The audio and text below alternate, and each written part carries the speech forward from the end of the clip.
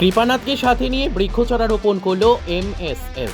বুধবার বিশ্ব পরিবেশ দিবস উপলক্ষে করিমগঞ্জের নবনির্বাচিত এমপি কৃপানাথ মালার ডাকে সাড়া দিয়ে এমপিকে সাথে নিয়ে বৃক্ষরোপণ করলেন বরাক ভ্যালি জোনের ইসলামী ছাত্র সংস্থা এমএসএফ এর কর্মকর্তারা। এদিন তারা সাংসদের বাড়িতে বেশ কিছু বৃক্ষচারা রোপণ করেন। পরবর্তীতে এমএসএফ কর্মীরা রাতাবাড়ি থানা সহ অন্যান্য শিক্ষা প্রতিষ্ঠানেও গাছের চারা বপন করেন। এতে এমপি সহ ছাত্রনেতা বদরুল হক সবাইকে বেশি করে গাছ লাগানোর জন্য আহ্বান জানান।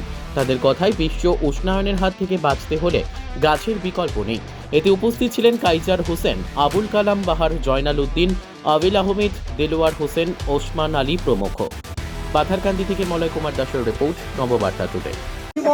মাধ্যমে আসাম তবত্তা ত্রিপুরার উত্তর পূর্বাঞ্চলের বিশ্ব পরিবেশ দিবস উপলক্ষে সবাইকে আন্তরিক শুভেচ্ছা অভিনন্দন। গাছ লাগান, দেশ বাঁচান।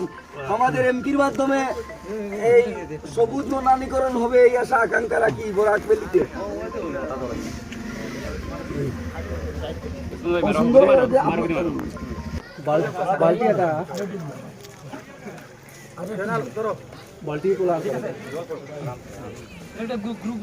আজকে বিশ্ব পরিবেশ দিবস উপলক্ষে সবাইকে জানাই আমি আন্তরিক শুভেচ্ছা এবং সবাইকে অনুরোধ করছি সবাই যাতে এই গাছ লাগান। আজকেও ভারতবর্ষে অনেক গাছ কম আছে, যার জন্য আজকে পরিবেশ খারাপ হচ্ছে আমাদের। এবং আমরা সবাই জানি যে আমরা ফ্রিতে যে অক্সিজেন নিচ্ছি একমাত্র এই গাছের জন্য। আমরা যদি হসপিটালে যাই যে একদিনে কত টাকা দরকার হয় অক্সিজেন নিতে, কিন্তু আমরা এইটা অক্সিজেন ফ্রিতে নিচ্ছি একমাত্র গাছের জন্য। হসপিটাল যাওয়ার পর আমরা বুঝতে পারি যে অক্সিজেনের ভ্যালু কী, কিন্তু আমরা যখন ওপেনলি আমরা অক্সিজেন নিচ্ছি আমরা জানিও না যে কীভাবে অক্সিজেন নিচ্ছি আমরা। এটার একমাত্র আছে গাছ। যে এর জন্য সবাইকে অনুরোধ করবো আরও গাছ লাগানোর জন্য।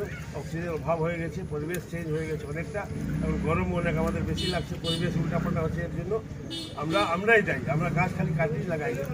সবাইকে অনুরোধ করছি সবাইকে গাছ লাগানো। আমাদের গার্জেন হিসেবে আজকে আমাদের এমপি মহোদয় গাছ লাগাইয়া আমরা দেখাই দিয়েছেন কথা গাছ লাগান, প্রাণ বাঁচান। এই বিশ্ব পরিবেশ দিবস উপলক্ষে সবাইকে আন্তরিক মুবারকবাদ জানাই। ধন্যবাদ।